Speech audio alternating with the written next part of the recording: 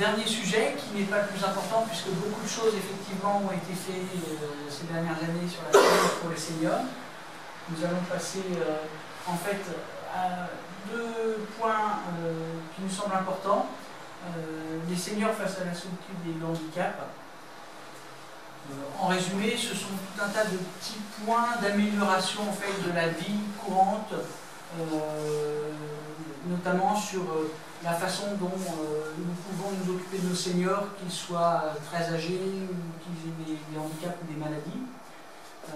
Éventuellement créer aussi un conseil des anciens dans la même veine que le conseil municipal de la jeunesse, voilà, pour tout ce qui est information et représentation au sein des quartiers. Voilà.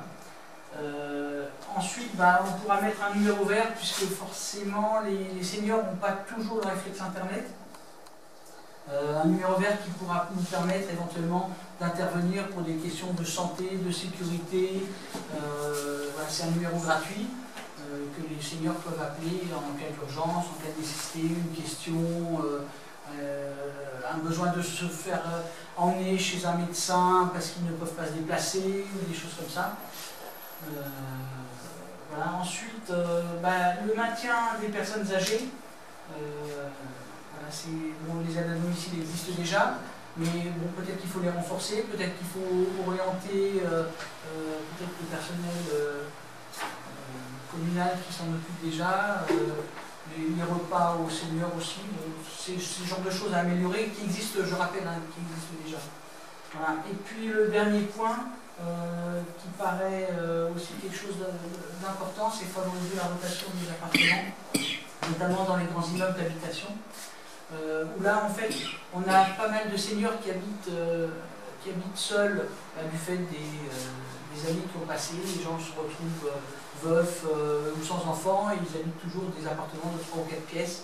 Alors, peut-être que là, il y a des propositions à faire pour permettre aux personnes âgées de redescendre d'un ou deux étages, donc de se retrouver dans des appartements un peu plus petits, mais qui leur permettent de vivre de manière plus facile et quand ils font leurs courses, de ne pas avoir 4 ou 5 étages à monter leurs courses à pied, de se retrouver dans des zones un peu isolées, voilà, et de libérer donc des appartements qui pourraient accueillir des familles plus jeunes et avec des enfants. Donc, alors, dans cette chose, il y a parfois un paradoxe que normalement la loi ne permet pas, mais que les bailleurs se permettent parfois, lorsqu'ils n'ont pas en face des locataires qui sont organisés, un peu comme les syndicats chez les travailleurs, ça s'appelle une amicale. Il y a quelqu'un, pour reprendre ton exemple, alors on va dire une personne âgée qui est dans un grand appartement, etc. Et on va lui proposer un petit appartement en bas, au rez-de-chaussée. A priori, on pourrait penser que ça l'aurait intéressé.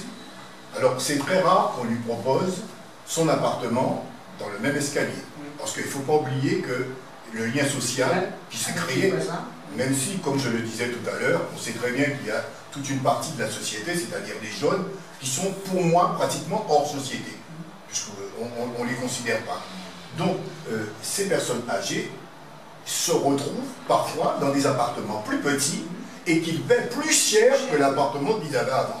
Donc là, il faudra absolument faire attention. On est bien d'accord. Oui, c'est donc il le faudra, respect de la loi de voilà. 48, Donc, oui. mais comme je te dis, les bailleurs sociaux, quand ils ont des amicales en face d'eux, ils savent faire respecter cette loi. Mais lorsque ils n'ont pas d'amicale, ça se passe. Alors, comment ils font pour détourner cette loi? C'est assez simple en fait. C'est-à-dire, au lieu de faire une continuité dans le bail, ce qui s'appelle une mutation, ils font l'arrêt du premier bail et ensuite on ouvre un autre bail. Donc cette personne est considérée comme étant un nouveau locataire. Donc en fait, il n'y a pas, comment je vais te dire, si bien sûr l'esprit de la loi a été détourné, mais on ne peut pas dire que c'est illégal. Tu vois, donc c'est quelque chose qui est important. Alors aussi, certes, il faut oublier une chose, c'est que les maisons doivent être également, les appartements doivent être aménagés pour les personnes âgées. Et on a pris l'habitude de mettre des baignoires partout. Alors je dis, nous tous qui sommes ici, un jour, on ne pourra pas rentrer dans la baignoire. Donc il faut là aussi inciter je dis inciter, puisque bon, c'est aussi le rôle du maire de faire ça, c'est-à-dire pour tenir compte de la sociologie des immeubles, pour que les habitations qui sont au premier et au second, jusqu'au second, rez-de-chaussée, premier, second, qu'on puisse avoir des, comment on dit, des salles d'eau adaptées à l'handicap des personnes âgées. En fait, Alain, l'idée, parce qu'il y a des villes qui le font, et les mairies sont partenaires des bailleurs sociaux, c'est qu'un appartement de rez-de-chaussée, s'il y a encore des locataires, quand il est quitté par des locataires valides, est réadapté pour des personnes avec handicap. Alors, c'est pas que des personnes âgées, parce que le handicap touche aussi les gens plus jeunes. Donc, systématiquement, au bout d'un moment, on a en quelque sorte réquisitionné, parce que les gens sont partis, tous ces rez-de-chaussée qui sont tous adaptés. Parce qu'excuse-moi, baignoire contre douche, quand on est au deuxième étage et qu'on ne peut pas monter les escaliers, ça ne sert pas à grand chose non plus. Et à ce propos, je voulais revenir sur le maintien à domicile.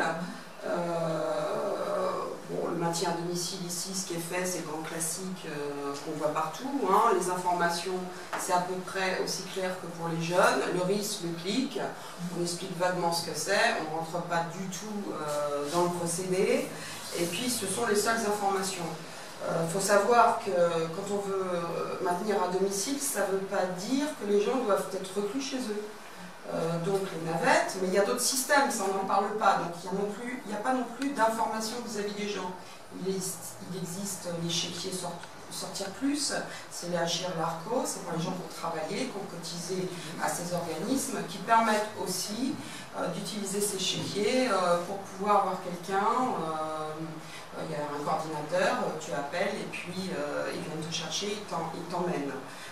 Les régies de quartier également, avec des petites navettes pour aller faire les courses. Enfin, il y a tout un tas de systèmes. Et puis on parle des gens qui sont à domicile, mais on ne parle pas du tout des aidants. Alors ici, les aidants, franchement... comment les contacter? Qui aident les aidants? Non, les aidants, c'est les familles. Les familles qui n'en peuvent plus. Alors effectivement, à la Roseraie, il y a quelques chambres pour permettre aux familles de souffler. C'est pareil, on met un certain nombre de chambres à disposition. Je ne pense pas, vu que la population vieillit, que ce nombre de chambres suffiront. Pas plus qu'on a vraiment un état des lieux, enfin pour les gens de l'extérieur, du nombre de chambres disponibles à la Roseraie. Il faut savoir aussi que ce sont des chambres, l'idée, moi j'appelle ça le foyer logement, parce que l'idée c'est d'avoir un studio, on amène ses meubles, donc il y a des infirmières, il y a tout, mais il n'y a pas de médecin référent sur place. Donc quand on n'a pas de médecin référent sur place, comme les infirmières, bon, elles font un bon boulot, mais il faut savoir que la personne peut faire une crise cardiaque en pleine nuit, si on n'a pas des médecins disponibles sous la main. Or, au jour d'aujourd'hui, on a même du mal à faire venir un médecin chez nous le matin, dans la partie horaire réservée. J'ai eu un problème ce matin avec ma fille qui ne peut pas se déplacer. Donc imaginez, en pleine nuit, pour une personne âgée, bon, les médecins, ils ont beaucoup de choses à faire. Et donc ces chambres, qui sont des chambres de foyer logement, on nous explique également qu'il y a des treuils pour lever, pour mettre le matériel, etc. Mais dans des lits qui sont les lits, puisqu'on explique bien, on vient avec son lit. Ce ne sont pas forcément des lits médicalisés. Donc en gros, ce que je veux dire, c'est que la Roseraie, ça ne suffit pas. Les personnes âgées, elles doivent avoir le choix, soit de rester chez elles et de pouvoir être chez elles de façon adaptée, soit d'aller dans une résidence comme la Roseraie, ou d'aller dans une résidence totalement médicalisée, parce que c'est des choix ça aussi, de choisir que la personne qui commence à avoir un handicap très prononcé et qui sincèrement ne va plus profiter des animations, elle, ce qu'elle a besoin, c'est de vrais soins. Et je trouve que du coup c'est très insuffisant. Je voulais juste rajouter pour le maintien à domicile, puisque alors d'aujourd'hui ça revient moins cher à l'État. Donc effectivement on préconise un maintien à domicile pour les personnes qui ont plus ou moins un handicap. Mais c'est vrai ce que disait Lydia, moi je la rejoins parce que effectivement les familles en fait c'est elles qui sont là chaque jour, hein, qui effectivement sont à bout de souffle, essoufflées, sont fatiguées, elles n'ont aucune aide de toutes les structures parce qu'il faut savoir qu'il y a des aides, il y a la PA effectivement pour les aides à domicile, mais ça ne suffit pas, ça a un coût, il y a un nombre d'heures, dans une journée il y a tant d'heures, la PA elle passe 2 heures par jour pour faire les courses, le ménage, effectivement le lien social il n'y a pas beaucoup de place. Et aujourd'hui, c'est comment s'interroger, effectivement, intégrer une maison de retraite. Oui, mais ça a un coût, ça, il faut pouvoir le faire également. Donc, il y a des pathologies telles que Parkinson, Alzheimer, etc., où effectivement, la famille a des grandes difficultés. Mais est-ce qu'on ne pourrait pas aussi envisager d'ouvrir des maisons, des appartements où plusieurs regrouperaient des familles qui le souhaiteraient, qui ont des époux atteints de la même pathologie, pouvoir partager, puis vivre ensemble, et puis surtout ne pas être isolés, parce que la maladie, il faut le savoir, comme le handicap, et ben ça sépare, ça isole, et puis effectivement, on est les indésirables, hein. Ça, il faut être conscient de ça, et puis on a tendance, nous, qui sommes pris par nos activités professionnelles, familiales, à détourner le regard de celui qui est à côté de nous, qui souffre et qui est handicapé. Donc moi, le côté aide, oui, maintien à domicile, oui, parce que même vous, je pense que vous voudriez rester à la maison puis, plutôt qu'intégrer une structure. Donc c'est réfléchir comment peut-on accompagner ces familles qui ont des personnes effectivement âgées à s'occuper. C'est important. Alors, je voudrais revenir aussi sur les aides à domicile. Il faut savoir que le Conseil général, lorsqu'une personne obtient des aides, donne un certain nombre d'heures. Ça, c'est le côté officiel par rapport à la grille d'agir.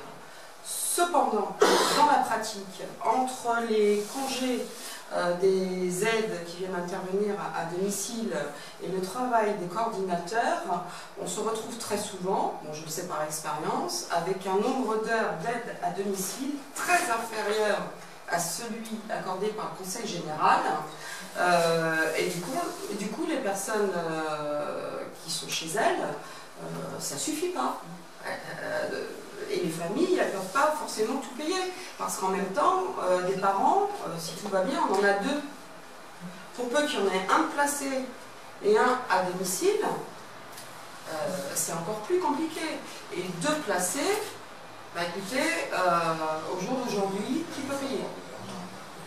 Pour tout ce qui est seniors valides et encore en activité ou qui vont entamer leur période de retraite, c'est de pouvoir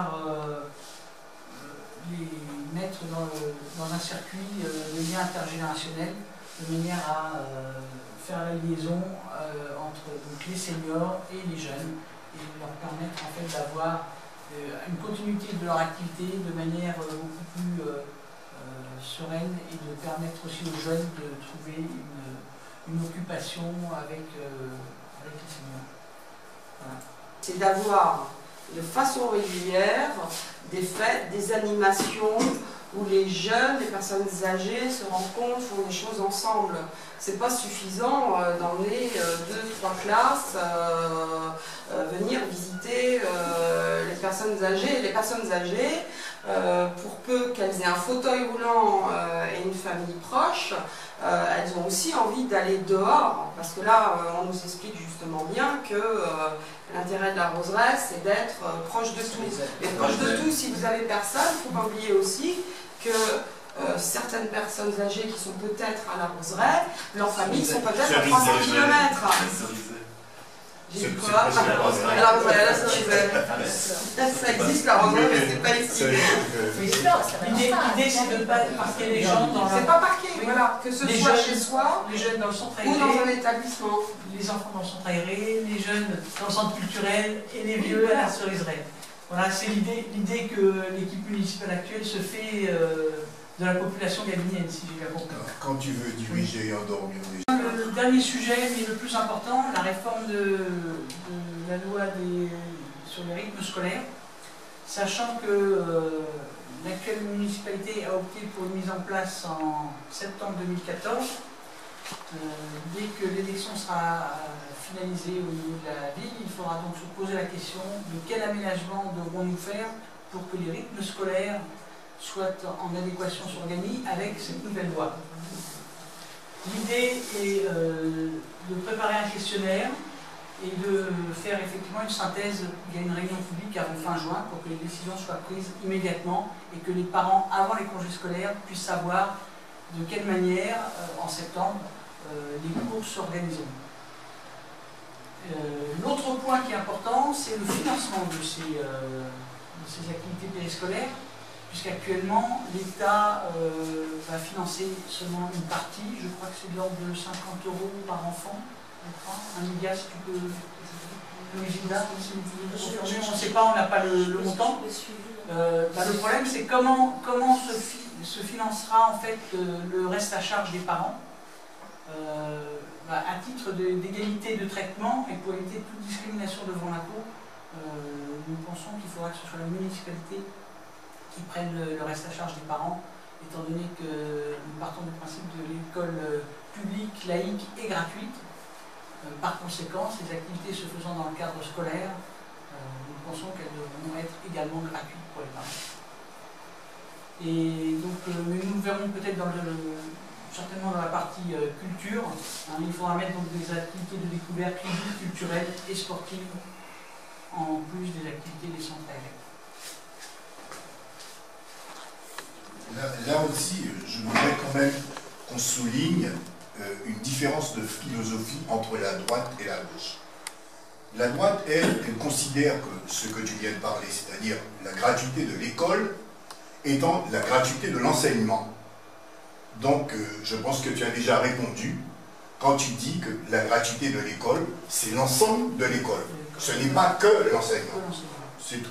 Cet atelier, avec l'idée que nous pourrions avoir sur le fait que les seniors puissent aider les jeunes en difficulté, par exemple le soutien scolaire après l'école, ou éventuellement créer des ateliers de découverte de la vie professionnelle, c'est-à-dire que les jeunes en situation de difficulté scolaire ou qui ne sont pas intégrés pourraient éventuellement participer à des stages qu'on pourrait organiser au niveau de la commune pour que les seniors apprennent ou leur fassent découvrir leur métier qu'ils avaient lorsqu'ils étaient en activité. De manière à pouvoir les réorienter et éventuellement avec un peu de chance, enfin ce qu'on a vu tout à l'heure, dans un circuit scolaire ou semi-scolaire. Voilà. Et bien cet atelier est terminé et je vous remercie.